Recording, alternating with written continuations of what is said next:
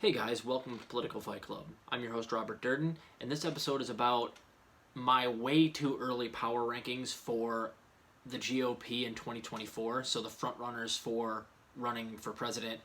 And I'm not going to include Trump on here because Trump will win if he runs again. It's just a matter of if he wants to or not, and he'll just tease it for the next couple of years, and I think he will run, and I think he will win. But if he doesn't, because I think he's 72. He's going to be kind of old when he runs again. If he doesn't run again or if he dies before 2024, I've got you my top 10.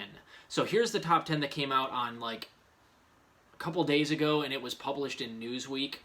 And it was pretty unsurprising. There are some areas where I disagree. I have a slightly different top 10 than they have, and I'll explain to you why I think certain people will not be on the list that are listed here.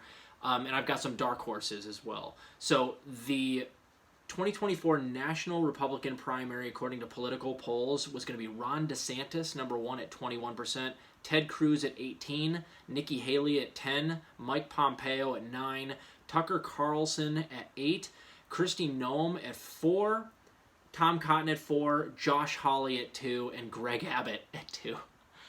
Greg Abbott is not going to ever run for president. I rip on Greg Abbott so much. So that's not going to happen. That's absolutely wrong. That's bogus. So I'm going to give you guys my top 10 here, and I'm going to explain to you why, just briefly, like who these people are and why I think they'll have a good chance at running. We're going to start at the bottom. Number 10 is Josh Hawley, senator from Missouri. He's kind of a Trumpist, kind of acts populist, even though he really isn't. But he tends to run populist rhetoric. He was also for the $2,000 check with Bernie, even though he's a Republican. And I thought that would probably be the thing that made him ultra popular and skyrocket him up the list. But it really hasn't manifested. I think if he still points that out, that while he's running for president, that I was for $2,000 checks, not the $1,400, that will land with people. And he was, as far as I know, the only person that was for it. So I think he has nowhere to go but up in the rankings, and he looks the part.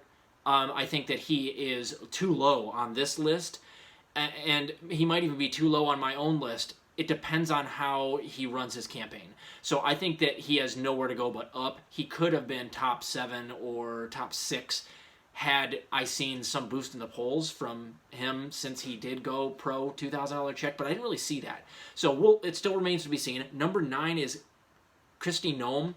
She was mentioned in here as well. She is she's the governor of South Dakota, I believe, and she's hardcore Trumpist. And all of this, guys, it depends on if Trump wins or Trump runs.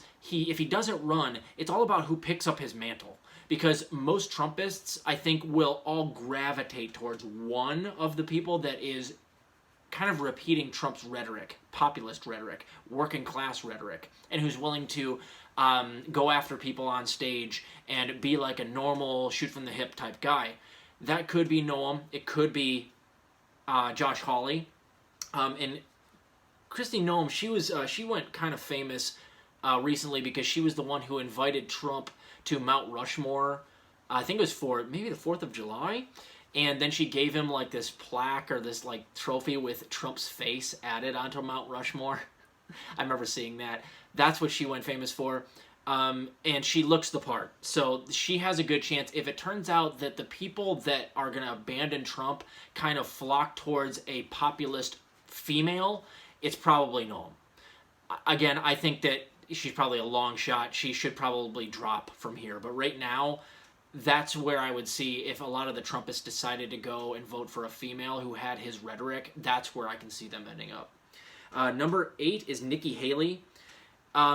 She also might collect those same votes. It just depends on who does better in the debates. She was the ambassador to the UN under Trump.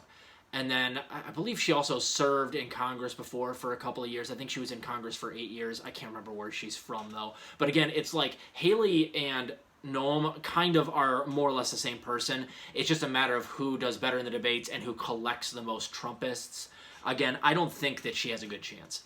Number 7 is Tom Cotton, one of the 3 TCs that are on here in the top 7. And I'll go over the other two TCs in a second. Tom Cotton is very authoritarian. He's a senator from Arkansas. He, I don't think, has a good chance to win because he has the personality of a dead bug. But it's for like the hardcore Republicans that want a button-up, straight shooter who's about adding to the police and the military and making sure nobody says certain things that we disagree with in public without fear of being put in prison. And he's like biblical right-wing. So I do not imagine he will collect a lot of votes from Trumpers, but maybe he will. But some of the old school Republicans, like the ones that would vote for Romney, and worse than that, people that would vote for like psycho people like Mike Pompeo that are really, really right-wing will like Tom Cotton. Of course, he's Deep South senator. But his personality is so boring. I can't imagine he would do well in debates. I imagine he would he'd get smoked. So I don't think he's going much higher than this, but he is one of the 3 TCs I want you guys to look out for. Number 6, another TC, is Ted Cruz. Now, they had him higher. They had him in number 2 behind DeSantis here. And he may very well climb the rankings. A lot of people have been saying on the left, it's like, no, he's insufferable, he's gross, people won't gravitate to him. Oh yeah? He did beat Trump in a bunch of these states. He was the only one that gave Trump a run for his money, so apparently not. And he's done as best he can to kind of like change his image a little bit. He's trying to come off as a little bit more, laid back, calm, shoot from the hip, normal type guy. He fell asleep during Joe Biden's address to Congress recently, and he's grown that new awful beard that I guess he thinks makes him look a little more normal or whatever. But I think he's got a better chance than a lot of people on the left are giving him. He didn't do a good job, but he was the only one that even gave Trump a run for his money last time. So he's not as unpalatable as a lot of people on the left want to give him, even though I think he's scum incarnate. So I'm putting him at 6. I think he can go higher than this, though. I think he could be top 3 or 4. But I have a couple of people up in the top 5 that I have as kind of like, I think they're going to outperform the rankings that they're already in or that they're in here. So number 5 is Tim Scott, the senator from South Carolina. He was recently in the news for responding to Joe Biden's address to Congress talking about how America is not a racist nation and this rhetoric is dangerous. And if you guys don't know Tim Scott, he's a black gentleman. He will be the one that does very well if, again, a lot of the Trumpists decide that they want to vote on identity and see a little bit and act a little bit more progressive, meaning they might vote for a woman, they might vote for a black guy. If they decide that collectively, and Tim Scott does well in the debates, he might outperform. And that's what I think could happen here. And he's got that overlap too, where he also might get some of the elitist Romney types that will see the advantage in running an African-American gentleman over another white guy, and they'll just donate to him because he's rhetorically similar to somebody like maybe some of these other guys, but he's got the added advantage of being a black guy, and if he runs against Biden, that's advantage Republicans big time. So he has that built-in advantage as well. So that's why I put him in the top 5, Tim Scott from South Carolina.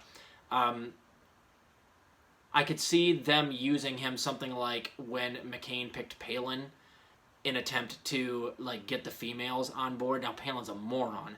Tim Scott would look and act much better in debates and come off as not nearly as big of a dimwit as Sarah Palin. So I can see him getting a VP nod too from one of these guys simply for that, or maybe one of these women. We'll see. Number 4, no one's going to agree with me here. Chris Christie. And I'll tell you why.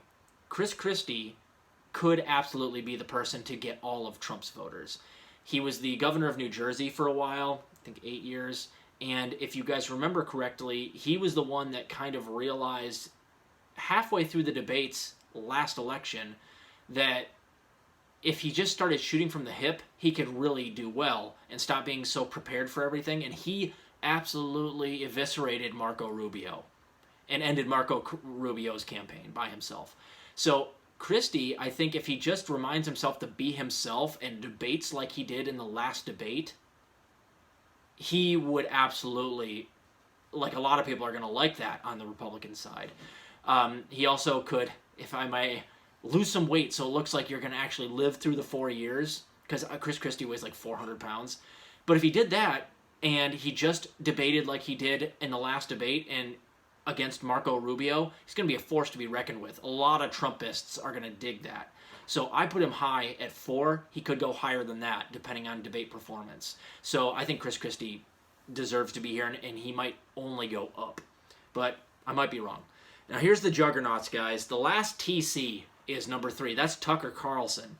I don't think he's going to run. I think that he makes too much money and enjoys his job too much where he is right now at Fox News. But he would out-debate any of these people. Tucker is very clever in his propaganda, and he's really the only person at Fox News who does it well. He would be really hard to take down. He's very popular. You know, he's the right age. He knows all the right talking points. He'd be hard to debate. I mean, if you would put Tucker Carlson up against Joe Biden to debate, it's going to be, look out, Joe. You're in huge trouble. If you put Tucker Carlson up against Kamala Harris or Pete Buttigieg, Tucker's going to win that debate. Sorry, he won't be right.